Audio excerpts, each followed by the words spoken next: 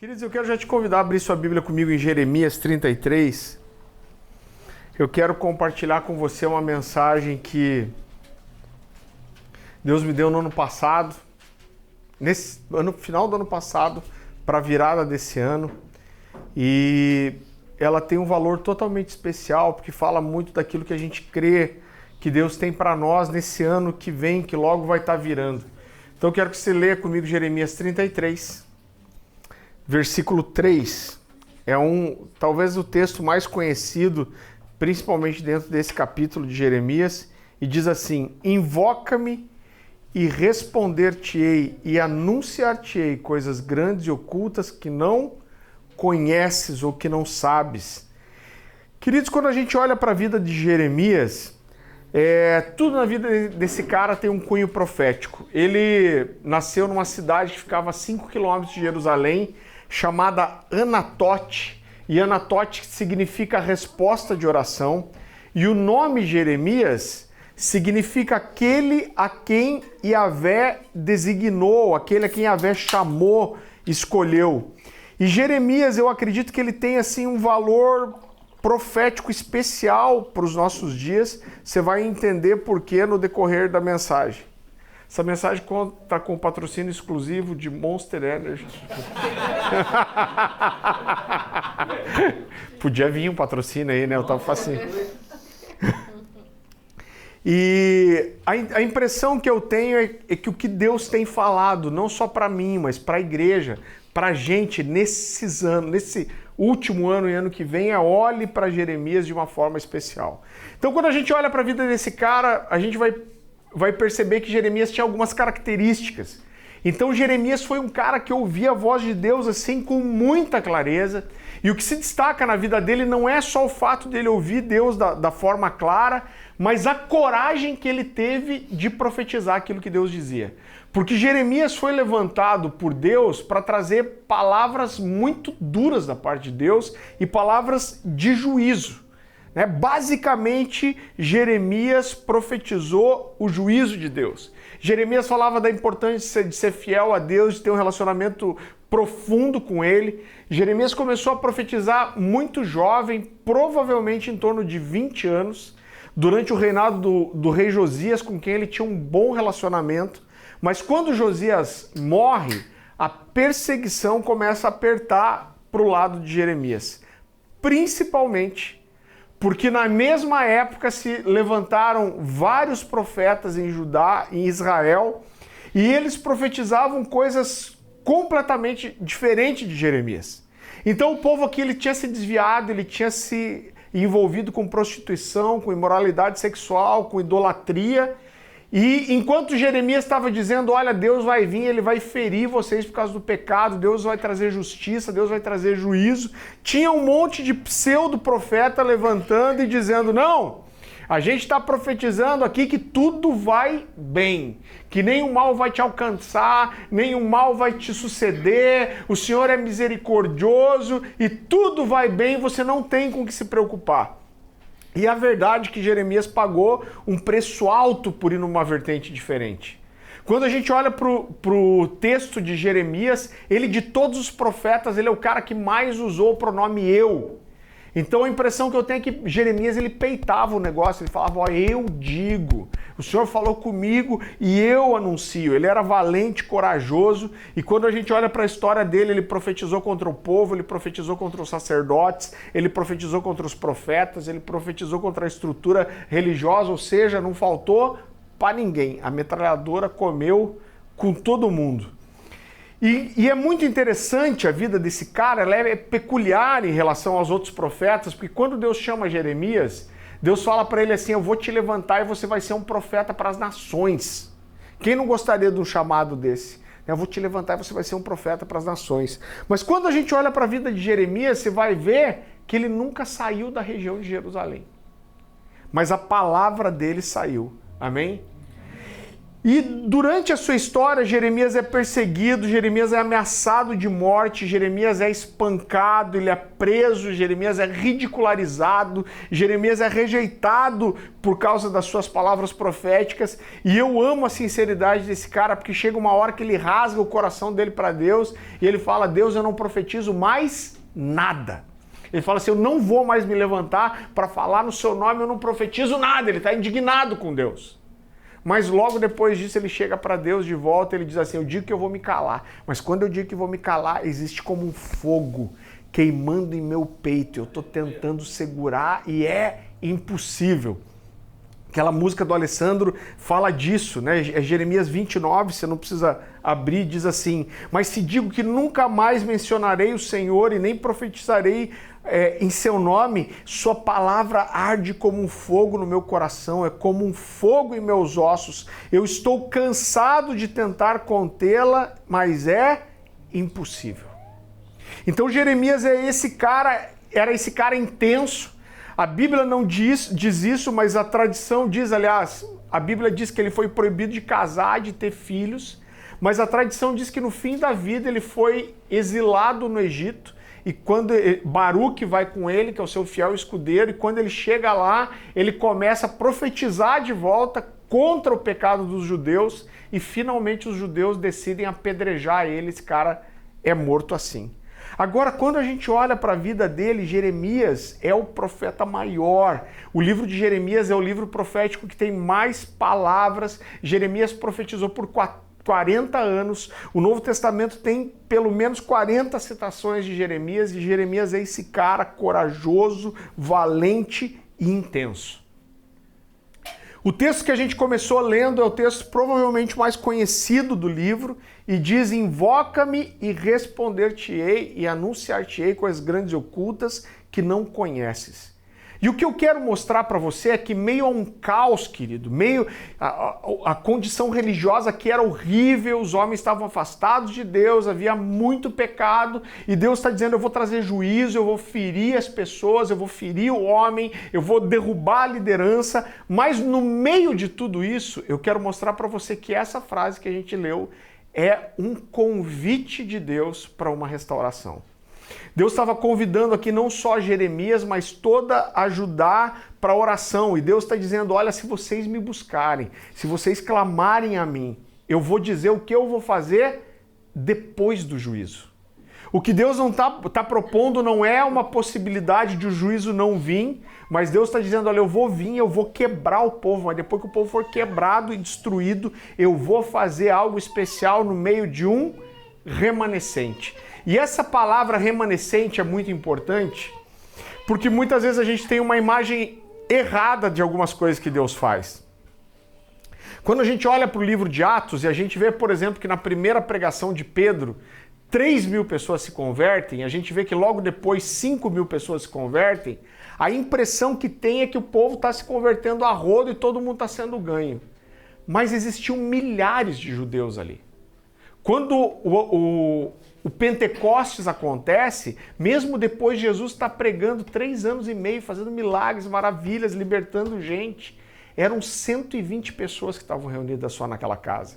Então, quando a gente olha para a história de Deus, a história bíblica, a história dos avivamentos, você vai ver que tudo que Deus faz nunca pega todo mundo, mas é sempre sobre um remanescente. O que é o remanescente? É um grupo de pessoas que entende o que Deus está fazendo e corresponde a isso. Então o que Deus está falando para Jeremias é: olha, eu vou destruir, eu vou trazer juízo, mas vai sobrar um grupo e eu quero que esse grupo entenda algo. Quando Jeremias profetiza essas palavras, ele está preso no pátio da guarda, ele estava correndo risco de morte, e Deus, mais uma vez, esse cara preso, sendo ameaçado de morte, Deus fala para ele: agora levanta e fala para o povo o seguinte. E olha o que Deus manda ele profetizar. Deus fala que o que eles estão sofrendo é consequência do pecado deles. Deus diz outra coisa. Essas palavras são tão fortes. Deus diz assim: ó, avisa eles que a peleia vai ser grande e eu vou encher esse pátio aqui com os corpos das pessoas feridas e mortas por causa da minha ira contra o pecado. Deus diz assim: eu decidi rejeitá-los e destruí-los. Deus diz, eu decidi virar o rosto contra eles. Mas depois disso Deus diz, mas haverá um dia em que eu vou trazer restauração sobre um remanescente. Deus está dizendo, eu vou purificar o povo do seu pecado, da sua iniquidade. E Deus depois começa a anunciar para Jeremias quais seriam essas coisas grandes e ocultas. Agora eu quero mostrar para você que esse chamado de Deus para oração, Deus está chamando o povo para oração. Deus está dizendo que vai trazer juízo. Deus está dizendo que esse juízo vai trazer santificação e depois da santificação Deus vai trazer restauração sobre um remanescente. Eu quero te mostrar que esse é um quadro, em qualquer momento da história, é um quadro de avivamento. E é isso que Deus está propondo para Jeremias. Deus está dizendo, mesmo no meio do caos, do juízo, eu estou propondo um tempo de avivamento e restauração para vocês. Agora, por que Deus começa, depois disso, a anunciar as coisas grandes e ocultas? Eu vejo que bastante gente aqui tem filho. É só se falar para uma criança assim, olha, eu tenho uma coisa para você, mas eu não vou te dizer o que é. Ela não vai conseguir fazer outra coisa da vida. Ela só vai ficar te perturbando, te azucrinando até descobrir o que é. Ou chega para alguém, cara, eu tenho uma coisa muito especial para te contar, mas eu não vou te dizer o que é. Você nem imagina. Isso mexe com o coração de qualquer um. E o que Deus estava fazendo aqui com Jeremias, pensa num momento, irmão, de desgraça, de turbulência. A gente passou por uma pandemia agora. E quando você olha na história, não só a história bíblica, mas a história dos avivamentos, todo avivamento da história, ele veio depois de um período de crise. Seja depois de uma pandemia, depois de um período de guerra, depois de um período de pobreza, de miséria. Então Deus sempre traz o avivamento depois disso. Por quê? Porque os tempos de dificuldade, de desespero, fazem o povo lembrar de Deus. E desperta o coração de algumas pessoas para buscar uma resposta de Deus. E o que Deus queria fazer aqui é provocar o coração do povo para que um remanescente entendesse. Para que algumas pessoas começassem a sonhar, para que algumas pessoas começassem a orar, para que algumas pessoas começassem a clamar para Deus e dizendo, Deus, faz isso que o Senhor está dizendo que vai fazer. Deus queria que o povo desse uma resposta. Então essas palavras proféticas, essas promessas de Deus, deveriam despertar o coração do povo, deveriam despertar um espírito de súplica, de oração, de intercessão, e é muito forte porque logo depois de Jeremias liberar essas palavras, ele chama o povo para um jejum. E no versículo 10 do capítulo 33 que a gente leu, Deus vai começar a anunciar para Jeremias quais eram as coisas grandes e ocultas. Então se puder abrir comigo lá, Jeremias 33,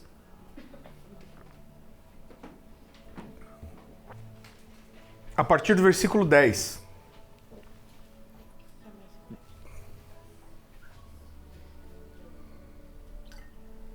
Estou me sentindo aqueles caras do UFC. Jeremias 33, 10.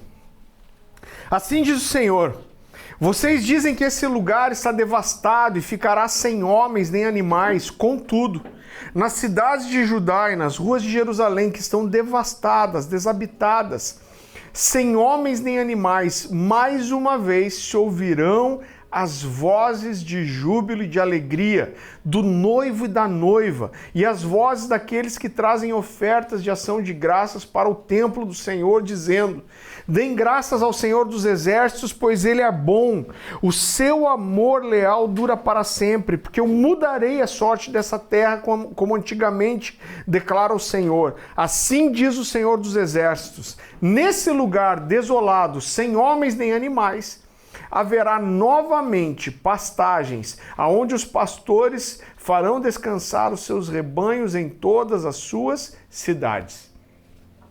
E eu lembro que quando o Senhor me deu esse texto aqui, essa expressão, mais uma vez, se ouvirão as vozes de júbilo e de alegria, provocou meu coração, e eu sabia que eu tinha que cavocar, que Deus tinha alguma coisa para me falar nisso.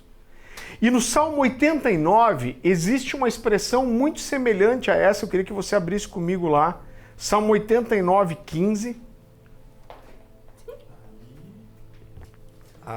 Pequeno defeito, né? De coordenação. Salmo 89:15 diz assim: bem-aventurado o povo que conhece os vivas de júbilo e que anda, ó Senhor, na luz da sua presença. Deixa eu falar uma coisa para você. Quando a Bíblia usa essa expressão bem-aventurado, a gente vai ver isso lá nas bem-aventuranças também.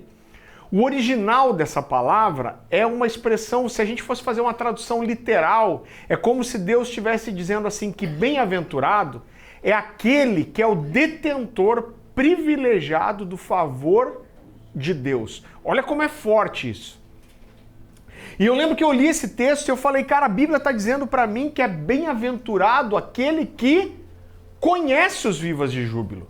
Então ele está dizendo, aquele que conhece os vivas de júbilo tem um favor de Deus, tem uma bênção de Deus, e é lógico que eu li isso e a primeira coisa que eu me perguntei é, o que é de verdade, o que são esses vivas de júbilo? E aí eu fui mergulhar nas escrituras para entender o que significava exatamente essa expressão vivas de júbilo. Quando a gente vai para a palavra original hebraica aqui, apesar de em português o vivas de júbilo serem duas palavras, no original hebraico é uma palavra só, que é a palavra teruah, ou teruá, para ser mais fácil da gente pronunciar. E o teruá eram os gritos de alegria que o povo dava no meio da adoração em Israel. Então eles, quando vinha um êxtase de alegria, de júbilo diante do Senhor, esses caras davam gritos, e eram gritos tão fortes que às vezes o inimigo achava que era Israel avançando contra os inimigos, contra a batalha. E tanto a referência de Jeremias quanto a referência do salmista são esses gritos de alegria dados na adoração. Existe um comentarista muito conhecido, eu tenho inclusive a coleção dele, é uma coleção da Bíblia comentada versículo por versículo. É um teólogo chamado Champlin. E esse cara diz o seguinte: teruá era o barulho, os gritos de alegria parecidos com brados de guerra que eram dados quando se celebrava perante o Senhor. Então eu fui buscar lugares onde essa palavra teruá aparecia, e eu quero dar alguns exemplos para você, para que você entenda qual é o significado desse teruá. Lá em Josué capítulo 6, versículo 20, quando o povo começa a entrar na terra prometida, e a Bíblia fala que eles chegam em Jericó, Deus dá uma ordem para eles. Durante 7 dias eles deveriam dar uma volta em torno das muralhas de Jericó, durante 6 dias, e no 7º dia eles iam dar 7 voltas, e a Bíblia diz que todo o povo deveria gritar com grande grito. E a Bíblia diz que quando eles gritam, as muralhas de Jericó caem. Esses grandes gritos que a Bíblia diz ali, a palavra ali é teruá. E olha o que é interessante, o que esses caras gritaram? Eles gritaram nada, eles gritaram só... Foi difícil para mim entender isso. Às vezes a gente tem muita coisa muito forte, aquela coisa do profetizar, do anunciar alguma coisa, mas isso falava de um grito que fala de extravasar uma alegria, uma convicção em Deus. E então esses gritos que derrubaram a muralha de Jericó são teruá. A Bíblia diz que quando a Arca da Aliança é levada por Davi, Davi chega e ele tira suas vestes reais e começa a dançar em torno da arca. A Bíblia diz que o povo grita um grande grito. Esse grito é teruá. A Bíblia fala lá em Esdras, capítulo 3, versículo 13, que depois de muitos anos, quando o templo tinha sido destruído, quando eles lançam os fundamentos do templo de volta, a Bíblia diz que os gritos de alegria e o choro do povo se misturavam e dava para se ouvir de muito longe, você não precisa abrir. De maneira que não se podiam discernir as vozes de alegria das vozes de choro do povo, pois o povo jubilava com tão grandes gritos que as vozes se ouviam de muito longe. Esses gritos aqui eram teruá. Em Jeremias capítulo 49, versículo 2, a Bíblia fala que os inimigos, Deus diz assim, os inimigos vão ouvir o alarido de guerra. Esse alarido de guerra aqui é teruá. No Salmo 47, 5, esse texto eu acho tão forte, fala de Deus se levantando e subindo no meio dos gritos de alegria do povo. Esses gritos aqui são Teruá. Lá em 1 Samuel capítulo 4, versículo 5, o que os filhos de Eli fizeram foi errado, mas a Bíblia diz que Israel estava em guerra e eles estavam perdendo a guerra. De repente os filhos de Eli resolveram pegar a Arca da Aliança e levar para o campo de batalha. E a Bíblia diz que quando o exército vê a arca chegando no campo de batalha, eles gritaram tão alto que a terra tremeu. Você pensa nisso, que loucura. A Bíblia diz que a terra tremeu e diz que os inimigos que estavam acampados em outro lugar sentiram a terra tremer e ouviram os gritos. E a Bíblia diz que eles estremeceram e falaram: o Deus de Israel chegou no arraial. Esses gritos que fizeram a terra tremer são Teruá. E querido, tudo isso mexe com o meu coração porque, em primeiro lugar, porque eu venho entender que o povo de Deus é um povo barulhento. Amém, André? Amém. O povo de Deus é um povo que faz a terra tremer, um povo que conhece o Teruá, e a Bíblia vai dizer: bem-aventurado aqueles que conhecem os vivas de júbilo, que conhecem esse Teruá que Deus gera no meio do povo. Agora, para aprofundar um pouco mais o nosso entendimento, eu queria falar um pouquinho do que é essa emoção que a Bíblia chama de júbilo. Quando a gente vai para o dicionário da língua portuguesa, o dicionário Hawais vai dizer que júbilo fala de uma alegria tão intensa que não pode ser contida. E é justamente dessa intensidade que eu quero falar. E existem duas verdades aqui que mexem demais comigo. Se você puder abrir comigo, eu queria que você fosse para Amós capítulo 3.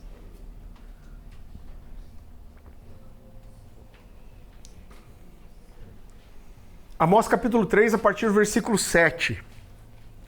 Esse é um dos meus textos preferidos das Escrituras. E a Bíblia diz assim: certamente o Senhor Deus não fará coisa alguma sem primeiro revelar o seu segredo aos seus servos, os profetas. E depois ele diz assim: rugiu o leão, quem não temerá? Falou o Senhor, quem não profetizará? Então a primeira coisa é que isso fala de um relacionamento ativo que Deus tem com o seu povo. Você consegue entender como é profundo isso? A gente está falando aqui do Deus, Criador do céu e da terra, todo-poderoso, onisciente, onipresente, onipotente, aquele Deus que é completo em si mesmo, que não precisa de ninguém. E aí Deus está dizendo assim: eu escolho me limitar até que eu encontre algum parceiro que esteja disposto a ouvir o que eu tenho para dizer e entender antes que eu faça. Cara, Deus não precisa de ninguém, mas Deus escolhe limitar Ele mesmo. Ele fala assim: eu não preciso de ninguém, mas eu escolho e eu não vou fazer nada até que eu encontre um profeta, alguém que esteja disposto a ouvir o que eu tenho para dizer, entender e anunciar isso para outras pessoas. E só depois que os profetas falarem é que eu vou me mover. Cara, só isso aqui já mexe demais com o meu coração. Isso é muito forte. Só que depois o texto diz assim: rugiu o leão, quem não temerá? Falou o Senhor, quem não profetizará? Então primeiro Deus está dizendo assim: eu não faço nada sem que ninguém profetize. Mas depois Deus está dizendo: mas quando eu falo, como não vai se profetizar? Rugiu o leão, quem não vai tremer? Então o que esse texto está dizendo para nós é que existe, querido, uma resposta que é natural sobre o movimento de Deus. O que esse texto está dizendo para nós é: quem pode ficar passivo quando Deus fala? Quem pode ficar passivo quando Deus se revela? Quem pode ficar passivo quando Deus se move? Quem pode ficar passivo quando Deus vem? Ele está dizendo: tem uma resposta. Se um leão ruge, como alguém pode não tremer?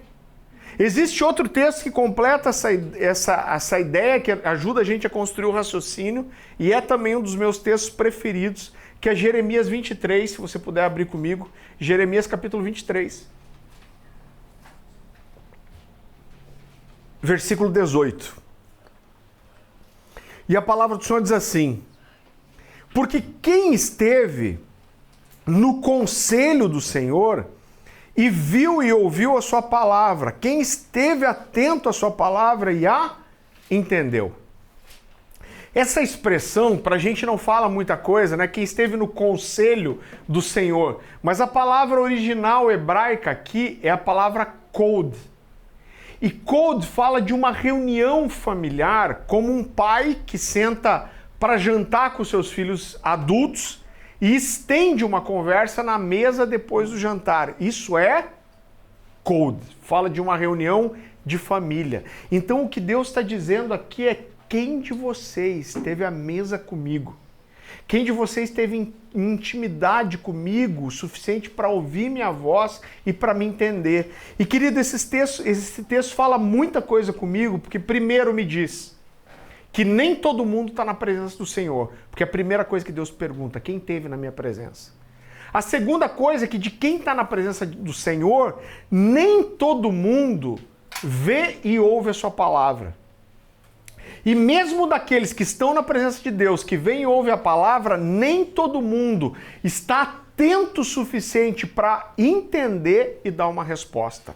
E é justamente sobre essa resposta que eu quero falar. Rugiu o leão, quem não tremerá? Falou o Senhor, quem não profetizará? Então, deixa eu te dizer algo. Se aquilo que a gente está experimentando em Deus é verdadeiro, como a gente pode não dar uma resposta intensa, irmão? É por isso que eu não consigo entender o cara que é crente mais ou menos. Para mim, o cara que é crente mais ou menos é porque ele não está experimentando nada que é de verdade. É isso que está falando, rugiu o leão, como você não vai tremer. Se você tem uma vida genuína com Deus, você está experimentando com um Deus que é de verdade, como você não vai ter uma reação que é de verdade também? Sabe, alguém pode ligar um celular aqui, botar um rugido do leão, ninguém vai tremer. Agora, se um leão de verdade rugisse aqui... Então, para mim, isso fala muito do nível de contato que você está tendo. Se nós estamos vivendo coisas de verdade em Deus, como a gente vai ter uma adoração que não tem viva de júbilo? Como a gente vai reconhecer a presença de Deus e não vai liberar um teruá? E eu quero deixar claro aqui que eu não estou falando só de fazer barulho, mas eu estou falando de intensidade. Eu não estou falando só de intensidade também na adoração, apesar de eu entender que barulho é sim uma forma de expressar intensidade, mas não é a única. Né? Então, as pessoas têm formas diferentes de se expressar. Quando você tem uma adoração intensa, por exemplo, vai ter gente que vai gritar, vai ter gente que vai pular, vai ter gente que vai chorar, vai ter gente que vai se prostrar, vai ter gente que vai derramar lágrimas e introspecção. Agora, eu só não consigo entender que no momento de adoração alguém ficar sentado de braço fechado, braço cruzado, olhando, é expressão de qualquer outra coisa que não seja indiferença. Você está indiferente, você está alheio, para você não importa o que está acontecendo, você não está vendo nada que te desperte. Cara, eu não sei, mas eu não sou muito do futebol, eu sou mais do UFC. Mas eu não conheço ninguém que goste de futebol, eu nunca vi ninguém assistir uma final de campeonato e aí sai um gol do seu time e você fala assim, gol. Né? Por quê? Porque se aquilo mexe com você, é significativo para você, você vai expressar alguma coisa para fora. Você nunca viu ninguém que fala assim, ó, gol. Ué, você não curte, não é seu time? Não é, eu tô muito feliz, só que é por dentro. Eu só não consigo expressar, mas lá dentro eu tô vibrando de verdade. Por quê? Porque quando significa alguma coisa para você, isso é intenso. E é claro que eu não estou falando só sobre o culto, eu não estou falando só sobre a adoração, mas, irmão, eu estou falando sobre ser de verdade, sobre ser intenso. E isso envolve tudo, intenso no compromisso, intenso na busca pela palavra, intenso na busca da verdade, intenso na santidade, intenso na oração, intenso na busca por Deus, intenso no relacionamento de aliança com os irmãos, intenso no serviço. Fala de ser de verdade. Ser de verdade. Você sabe que eu nem sei porque eu estou falando isso agora, talvez faça sentido para alguém. Mas eu lembro que minha irmã nasceu na igreja e namorou um cara que não era crente numa altura da vida. E eu apertava ela e falava, cara, como você vai namorar com alguém que está indo para outro lado? E ela falava, não, mas eu vou ganhar ele para Jesus. Eu falei, você não vai ganhar, sabe por quê? Porque você é o maior empecilho para que ele se converta. Por que esse cara vai se converter? Você acha que você vai convencer ele de que você vê a vida de um jeito diferente dele? Você está dizendo, não, eu vejo a vida completamente diferente, eu penso em eternidade, eu creio num Deus de verdade que criou o céu e a terra, mas assim a gente pode conviver junto e até pensar em dividir uma vida a dois. O que você está dizendo com a tua atitude? Você está dizendo a gente não é tão diferente assim. E esse cara vai olhar de lá e vai falar, se a gente não é diferente assim, então eu não preciso mudar. Agora, não tem como ser verdadeiro e não ser intenso. Agora, a impressão que eu tenho é que muitas vezes a igreja está sendo muito contida. A impressão que eu tenho é que falta um pouco de violência espiritual para a gente. Né? Mais uma vez, eu não estou falando só de ter um culto barulhento. Isso também, mas eu estou falando de ter uma vida barulhenta. De ter uma vida intensa. A impressão que eu tenho é que às vezes tem faltado paixão pra gente. Eu olho para a igreja de hoje e me lembra muito a igreja de Éfeso. Quando Jesus dita 7 cartas sobre as 7 igrejas do Apocalipse, lá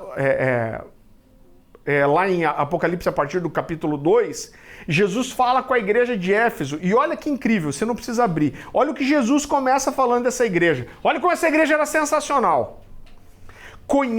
Jesus fala para eles, para Éfeso, conheço as suas obras, o seu trabalho árduo. O que é trabalho árduo? É muito trabalho intenso. Conheço a sua perseverança, sei que você tem sofrido perseguição e sofrimento por causa do meu nome e tem permanecido fiel. Cara, você olha isso e fala, eu quero ser dessa igreja aí. Você olha para isso e fala, cara, eu queria que Jesus falasse isso da minha igreja. Olha o cara que não parou de trabalhar, que tem trabalho árduo, que é perseverante, que aguenta a perseguição, que permanece fiel. Cara, a igreja perfeita. Só que Jesus continua falando para eles e diz assim, a partir do versículo 4, contra você tenho, porém, isso, você abandonou o seu primeiro amor, lembre-se de onde caiu, arrependa-se e pratique as obras que praticava no princípio. Eu quero confessar para você que em primeiro momento é difícil de entender isso. Porque Jesus começa falando para eles das obras. Então Jesus está começando a falar. Qual que é a primeira coisa que ele fala? Eu conheço as suas obras, o seu trabalho árduo. Jesus está dizendo que vocês trabalham pra caramba. Mas depois Jesus diz assim, se arrependa e volte às obras que praticava no princípio. Em primeiro momento você fala, Jesus, espera aí, deixa eu entender. Como diz o Fábio Coelho, espera aí. Você está elogiando as obras, e muita obra, e está dizendo que a gente tem que se arrepender e voltar para as obras de antes? Qual era a diferença das obras de antes às obras de agora? Sabe qual era a diferença? A diferença é o coração com que as obras eram feitas. O que Jesus está dizendo, vocês não pararam de trabalhar, mas a paixão não é mais a mesma. Vocês continuam trabalhando, mas o coração não queima do mesmo jeito. Vocês não fazem isso mais de forma apaixonada como antes. Vocês continuam trabalhando, mas vocês perderam o primeiro amor, vocês perderam a intensidade, vocês perderam o teruá, vocês perderam os vivas de júbilo, vocês perderam a paixão. E aí Jesus diz para eles assim, ó, se lembre de onde você caiu, se arrependa. Por quê? Porque só fazer não é o suficiente, vocês têm que fazer com o coração certo. Agora, irmão, eu sei que a gente tem uma dificuldade com a palavra paixão. Eu não sei se é porque Paulo escreveu muito sobre a paixão, as paixões da carne, então talvez a gente muitas vezes tenha uma imagem de que a paixão fala de uma coisa que é passageira, que é imatura, que é carnal até. Agora, sem dúvida nenhuma, paixão fala sim de uma coisa que é intensa. A paixão fala de intensidade. Você pode até ter uma imagem ruim, fala, não, mas soa para mim imaturidade, soa carnalidade, mas com certeza soa intensidade também. Agora olha que interessante. A língua grega tem 5 palavras diferentes para amor. Quando você lê amor na sua Bíblia, no Novo Testamento, são 5 palavras diferentes e todas são traduzidas como amor. No Antigo Testamento, são 3 palavras que são traduzidas como amor. É Ahab, Rabab e Rachak. Agora, só uma dessas palavras pode ser traduzida também como amor intenso ou como paixão. E essa palavra é Ahab. Então, por exemplo, você não precisa abrir, lá em Gênesis 29, 18. A Bíblia fala, né, de Jacó, que trabalhou por Raquel 14 anos e trabalhou com um sorriso no rosto. E o texto diz assim: visto que Jacó estava apaixonado por Raquel. Essa palavra apaixonado aqui é Ahab. E Ahab aparece poucas vezes no Antigo Testamento. Mas um dos lugares onde essa palavra aparece é em Deuteronômio capítulo 6, versículo 5, que diz assim: amarás, pois, o Senhor teu Deus de todo o teu coração, de toda a tua alma e de toda a tua força. Esse amarás aqui é Ahab, que é esse amor intenso, apaixonado, é esse primeiro amor que Jesus diz que a igreja de Éfeso perdeu. Agora, a pergunta que eu acho que a gente chega aqui é: como reacender a paixão? Como voltar a esse primeiro amor que foi esquecido? E para mim, Jesus deu para a igreja de Éfeso um caminho de avivamento. E qual era esse caminho? Alguém consegue olhar para o texto e falar? Qual é o caminho que Jesus falou que a igreja de Éfeso tinha que mudar e voltar ao primeiro amor. E para isso, Jesus começa dizendo o quê? Alguém arrisca? Qual é o caminho que Jesus dá? O caminho é: lembre-se de onde você caiu. Então o caminho de avivamento que Jesus dá é: se lembre e se arrependa. Agora a gente tem que tomar um cuidado, por quê? Porque existe um risco em a gente se lembrar. Qual o risco é esse? O risco é de, em vez disso, provocar o nosso coração, a gente se tornar nostálgico e deprimido. Porque você roda as igrejas aí, tem gente que foi frutífero um tempo na vida, mas chegou uma hora que esse cara parou de dar fruto, ele estancou na vida, e aí você começa a conversar com esse cara, o discurso assim: mas bom mesmo era no meu tempo. Não, porque no meu tempo acontecia isso, no meu tempo acontecia aquilo. Não, as músicas do meu tempo, o cara fica vivendo no passado.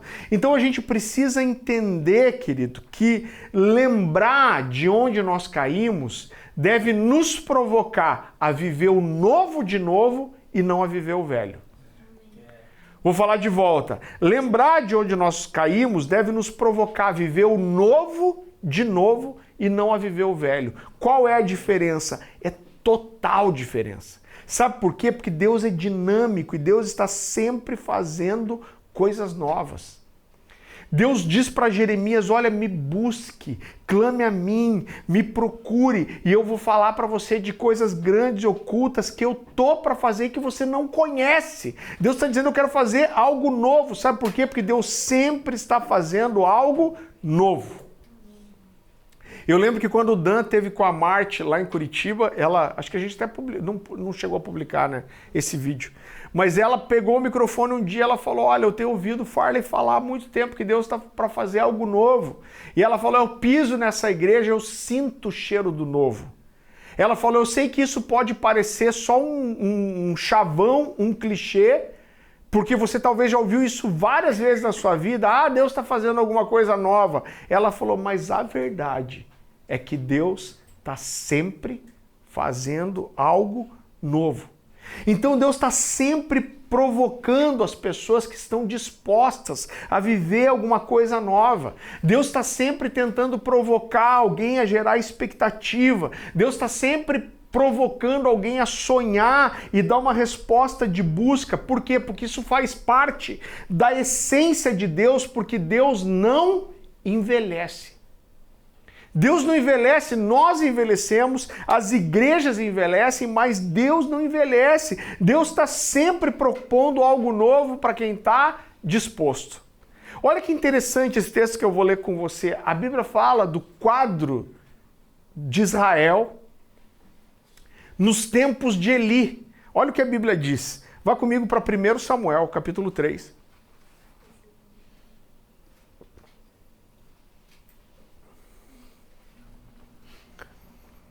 1 Samuel, capítulo 3, versículo 1.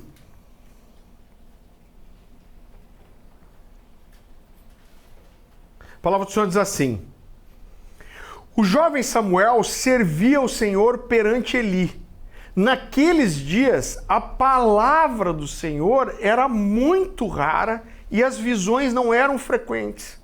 Certo dia, estando deitado no lugar acostumado, o sacerdote Eli, cujos olhos já começavam a escurecer-se a ponto de não poder ver, e tendo-se deitado também Saul no templo do Senhor, com que estava a arca, antes que a lâmpada de Deus se apagasse, o Senhor chamou o menino: Samuel, Samuel. E esse respondeu: eis-me aqui. Então olha só para esse quadro.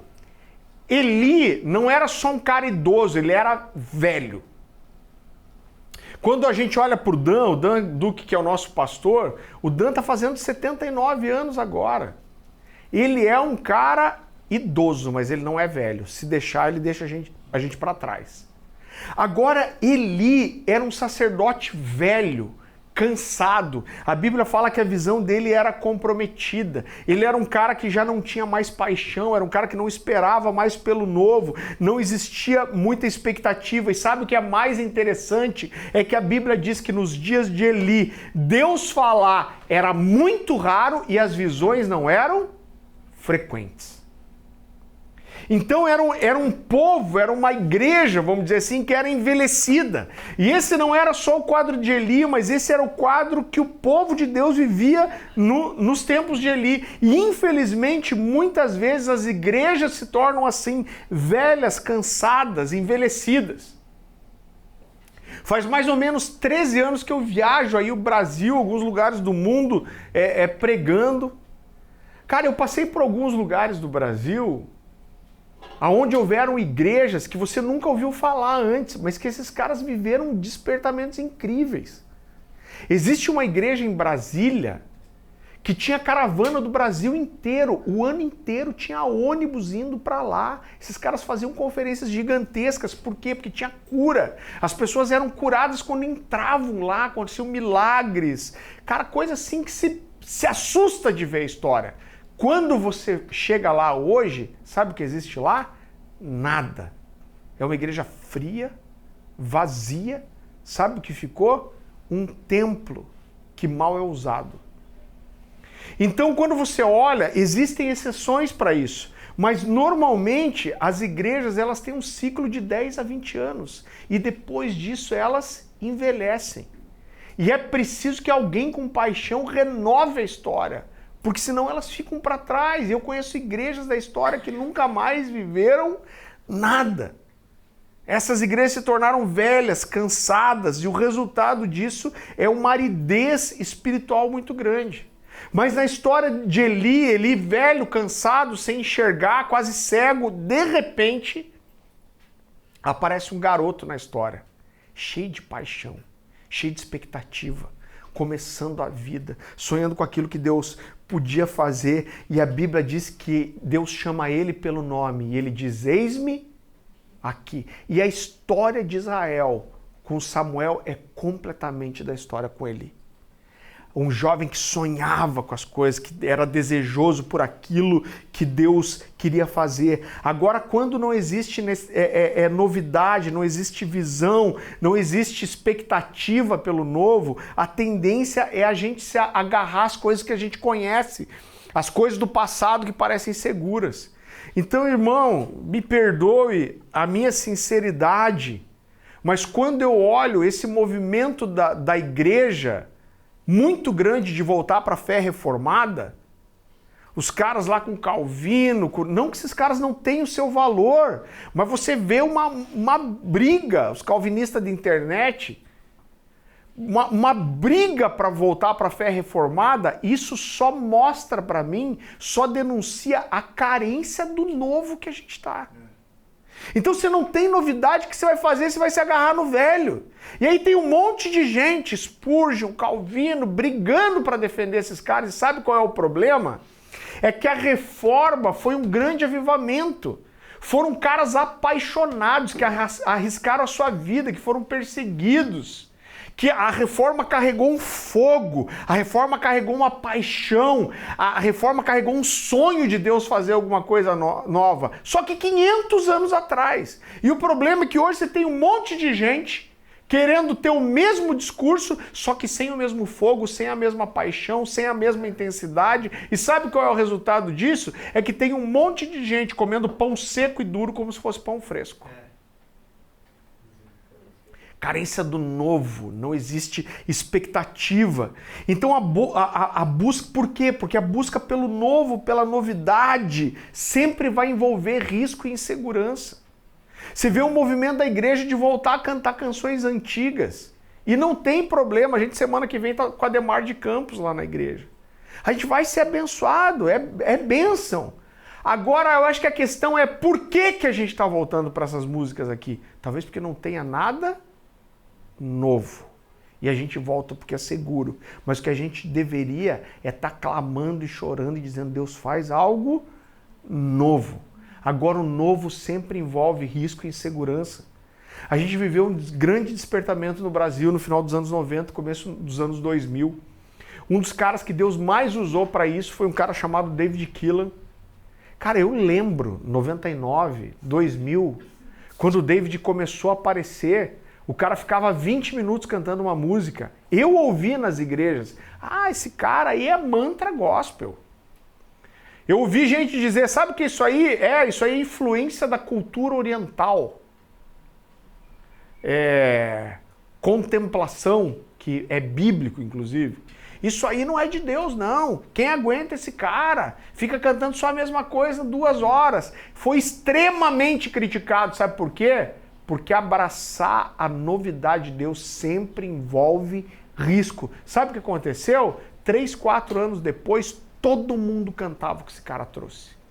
E era o cara mais requisitado que existia. Todo mundo queria receber o que esse cara tinha para derramar. Então, para que o novo aconteça, Deus precisa encontrar pessoas que estão atentas e sedentas o suficiente a ponto de desbravar e arriscar. Eu não estou dizendo que não vai ter medo e insegurança, mas a verdade é que para que Deus faça alguma coisa nova, Ele precisa encontrar pessoas aonde o desespero por viver algo novo de Deus é maior do que o medo de viver isso.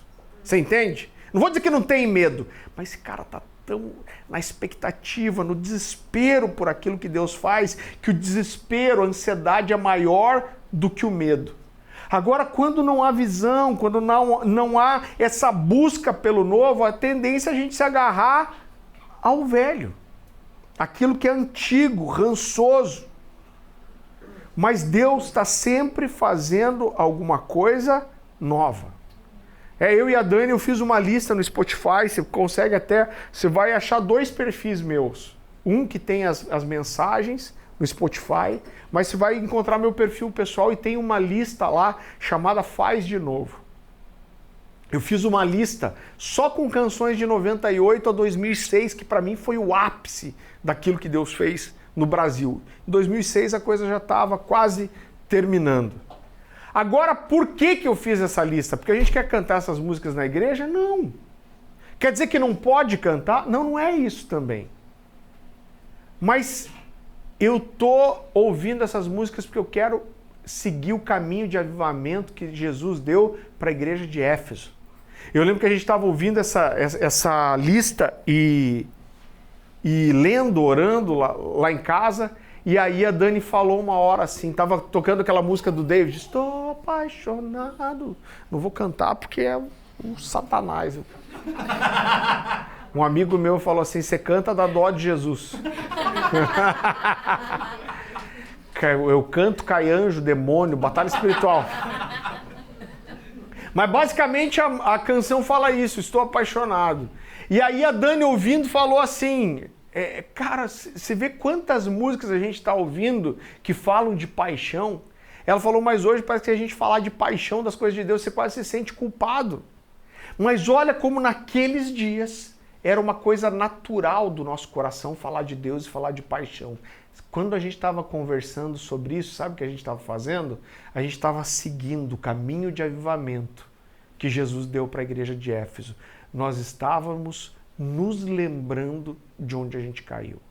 A gente estava lembrando da paixão daqueles dias, a gente estava lembrando da expectativa de que Deus sempre faria algo novo, de que Deus traria algo para a gente que a gente não tinha experimentado ainda. Nós estávamos nos lembrando de coisas importantes que nós esquecemos. A gente estava lembrando do primeiro amor, lembrando da paixão, daquela expectativa santa por algo novo. Você sabe que quando o Fogo e Glória fazia uma conferência que era anual, eles rodaram o Brasil, alguns lugares fora do Brasil, era a conferência Paixão, Fogo e Glória. E eu e a Dani, a gente participou e trabalhou desde a segunda, por anos a gente trabalhou. E eu lembro que a conferência começava às 8 horas da noite, lá na Igreja Batista Shalom. Você chegava lá às 6 horas da tarde, os caras estavam montando andaime para pendurar o som ainda. Não tinha um som mecânico, não tinha ninguém tocando, não tinha ninguém ministrando. Cara, você chegava 2 horas antes do evento, já tinha gente rolando no chão, chorando. O cara não estava indo para ver um artista lá, mas existia um desespero, uma expectativa de experimentar alguma coisa de Deus. Existia um desespero, uma necessidade de que Deus fizesse algo novo. Agora eu estou encaminhando para o fim já e eu acho que a pergunta que fica para nós é: como nos lembrar então? Qual é a forma certa de nos lembrarmos? E Isaías dá para a gente a receita de como nos lembrar da forma certa. Eu quero que você vá comigo para Isaías capítulo 43.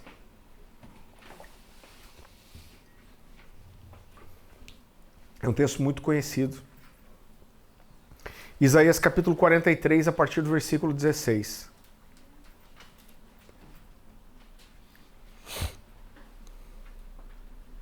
A palavra do Senhor diz assim: assim diz o Senhor, aquele que fez um caminho pelo mar, uma vereda pelas águas violentas, que fez saírem juntos os carros e os cavalos, o exército, os seus reforços, e eles jazem ali para nunca mais se levantarem, exterminados, apagados como um pavio. Esqueçam o que se foi, não vivam no passado. Vejam, estou fazendo uma coisa nova, ela já está surgindo. Vocês não a reconhecem? Até no deserto vou abrir um caminho e riachos no ermo. Os animais do campo me honrarão, os chacais e as corujas, porque fornecerei água no deserto e riachos no ermo, para dar de beber a meu povo, meu escolhido, ao povo que formei para mim mesmo, a fim de que proclamasse o meu louvor. Queridos, existem algumas coisas que a gente precisa destacar aqui. E a primeira coisa é que apesar de Deus estar falando para Isaías, lá no versículo 18, ele diz assim: esqueçam o que se foi, não vivam no passado. Apesar de Deus dizer isso, eu quero mostrar para você que o que Deus queria fazer não era justamente levar o povo a viver uma nostalgia, mas o que Deus queria fazer aqui também não era dizer para o povo que ele tinha que esquecer tudo. Então Deus diz assim: esqueçam o que se foi e não vivam no passado. Agora era tudo que eles deveriam esquecer? Não. E quer que eu prove para você que não é tudo que Deus fala para eles esquecerem? Porque no versículo 16, Deus começa justamente mandando o povo se lembrar. Então no versículo 16 ele diz assim, ele começa dizendo: assim diz o Senhor. E sabe o que Deus faz depois disso? Ele começa a lembrar o povo de que Senhor, quem era o Senhor. Então Deus está dizendo assim: olha, assim diz o Senhor. E depois ele vai começar a dizer que Senhor é esse. Ele está dizendo: se lembrem quem eu sou. E ele continua dizendo: aquele que fez um caminho pelo mar, uma vereda pelas águas violentas. Deus está fazendo aqui uma referência à travessia do Mar Vermelho. Na tradição oral dos judeus, uma das histórias que eles mais gostavam de contar era essa saída deles, a travessia do Mar Vermelho. Então o que Deus está fazendo aqui é fazendo o povo lembrar. Deus está dizendo: assim diz o Senhor. Qual Senhor? Deus está dizendo: lembra quem eu sou. Eu sou aquele que fez o povo de Israel atravessar o Mar Vermelho a pés secos. Eu sou esse Deus, eu sou poderoso. Ele está dizendo, lembra quem está falando, lembra de quem eu sou, lembra do que eu sou capaz de fazer. Depois ele diz assim, que fez saírem juntos os carros e os cavalos, os exércitos e os seus reforços, e eles jazem ali para nunca mais se levantarem, exterminados e apagados como um pavio. Deus está dizendo, lembra quem eu sou. Deus está dizendo, eu sou aquele que pegou o exército mais poderoso da terra e apagou ele como se fosse um pavio. Eu não sei se você já teve experiência, mas hoje você faz aniversário para criança, tem umas velas que parecem do Satanás, que não apaga nunca. A criança sopra, ela acende de volta, sopra, ela acende, e a criança gospe no bolo ainda, aí ela apaga aquela vela 25 vezes cuspindo no bolo, até chegar alguém e fazer assim, não é? E o que Deus está dizendo aqui, eu sou aquele que pegou o exército mais poderoso da terra e apagou como se apaga um pavio. E Deus está dizendo, eles jazem lá até agora. O que Deus está dizendo, se você for lá no fundo do Mar Vermelho, você vai encontrar as bigas, as carruagens, as armas, para provar quem eu sou. Então Deus está dizendo, se lembrem, reconheçam quem está falando com vocês. E depois Deus diz assim, esqueçam o que se foi, não vivam no passado. O que Deus está dizendo, olha, meu nome não é só eu era, meu nome não é só eu serei, mas Deus está dizendo, lembra do que eu sou capaz, e o meu nome eu sou, e o tempo é agora. É isso que Deus está fazendo com esse povo aqui. Ele continua no versículo 19, ele diz assim, vejam, estou fazendo uma coisa nova, ela já está surgindo, vocês não a reconhecem? Até no deserto vou abrir um caminho e riachos no ermo. Como esse texto mexe comigo. Deus começa dizendo, vejam. Sabe o que ele está falando? Ele está dizendo, olha, não sejam insensíveis espiritualmente, não sejam cegos espirituais. Deus está dizendo, percebam, eu não estou só dizendo que um dia vai acontecer alguma coisa, ele está dizendo, vejam, eu já comecei uma coisa nova, ela já está surgindo. E como eu acredito que isso é para os nossos dias. Queridos, eu lembro que quando...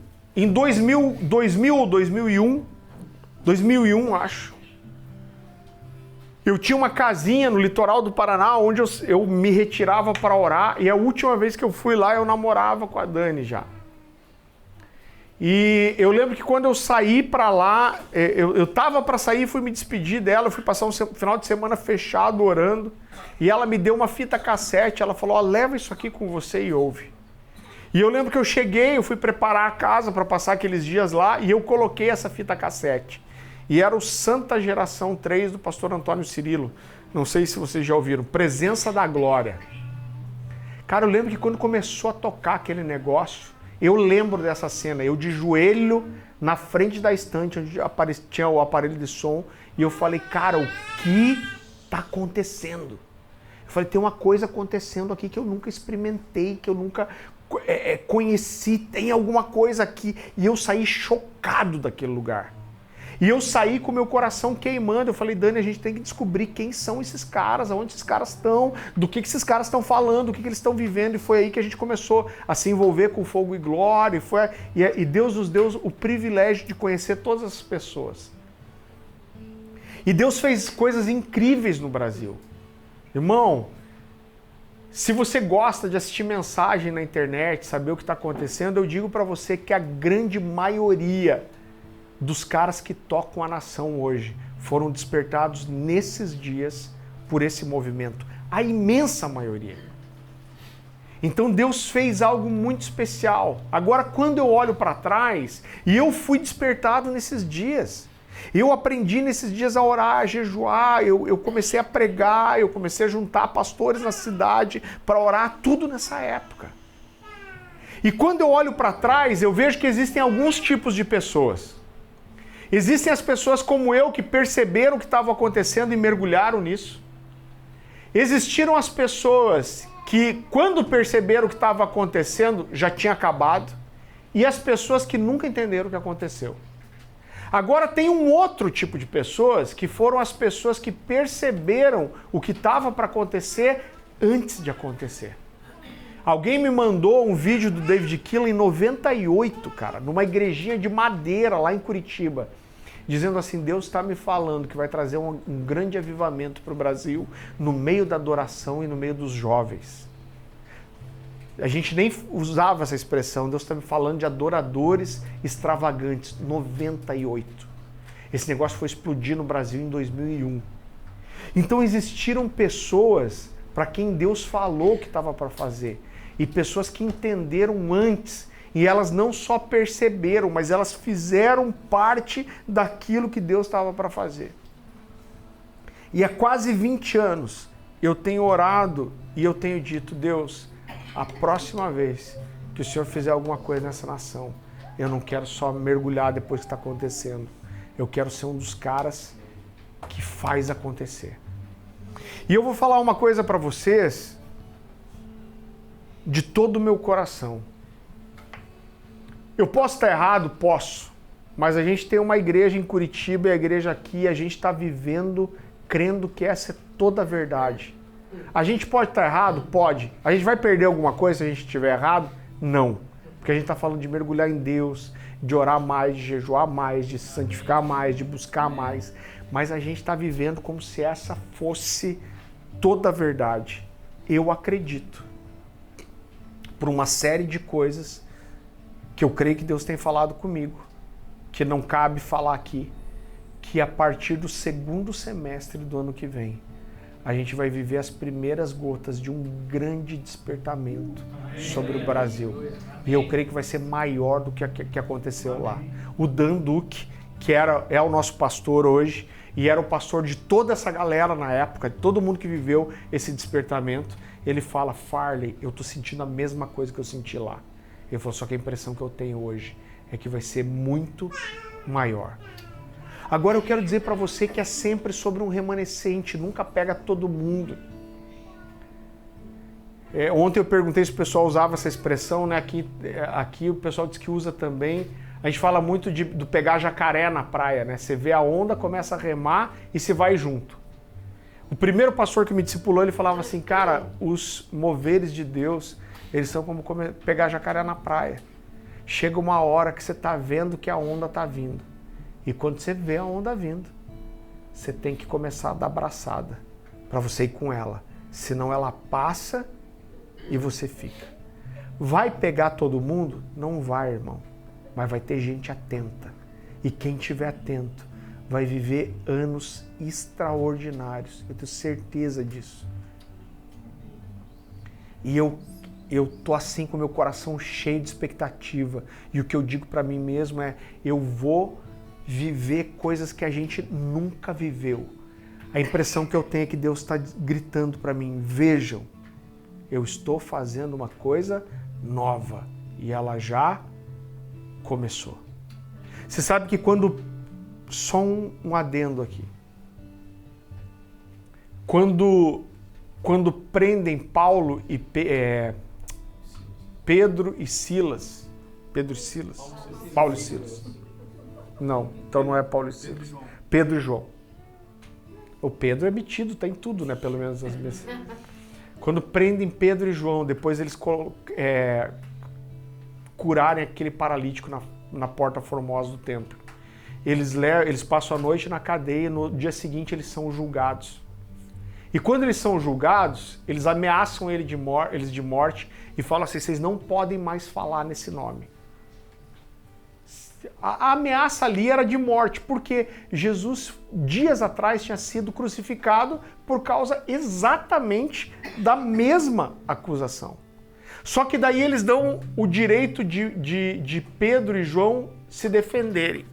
E Pedro apresenta o evangelho, e quando eles ameaçam eles de morte, você não precisa abrir, Atos 4, 18 a 20, ele diz assim, chamando-os, ordenaram-lhes que absolutamente não falassem e nem ensinassem em nome de Jesus. Mas Pedro e João lhes responderam, julgai se é justo diante de Deus ouvir-vos antes a vós outros do que a Deus. Então ele diz assim, pois nós não podemos deixar de falar das coisas que vimos e ouvimos. Irmão, se você está quieto, se o coração não tá, teu coração não está queimando, eu vou te dizer uma coisa, porque provavelmente você não está vendo nada. Porque quando você vê, existe uma resposta. Agora precisa ter um desejo, você precisa ser intencional. Eu fiz 46 anos domingo passado. E você vai descobrindo com a idade que seus pais sempre tiveram razão. Quando você quer tirar a carteira e quer chegar nos 18 anos, não passa nunca. Leva 10 anos para passar 6 meses. Mas chega uma hora que parece que o tempo passa cada vez mais rápido. E você percebe que a vida é assim, ó. E eu quero dizer para você, eu quero gastar a minha vida do jeito certo. Eu quero viver tudo que Deus tem para mim. Eu quero fazer parte desses dias. Eu não sei exatamente o que Deus vai fazer, mas o meu coração não está olhando lá para trás para o que aconteceu no começo dos anos 2000. Meus olhos estão para frente e eu estou queimando de expectativa por aquilo que Deus vai fazer. A gente não prega a experiência pela experiência. A experiência sozinha não é nada. Agora a verdade é que a nossa fé e a nossa busca por Deus, por outro lado, nos levam a experimentar alguma coisa, irmão. E quando eu olho para essa geração, principalmente de jovens, de adolescentes, a impressão que eu tenho é que esses caras, eles não tiveram experiências com Deus. Eles não experimentaram nada. Agora, a experiência ela não cai de paraquedas, buf. Normalmente Deus corresponde a um desespero do nosso coração de falar, Deus, eu quero, eu preciso, eu desejo. Abaixe sua cabeça, feche seus olhos.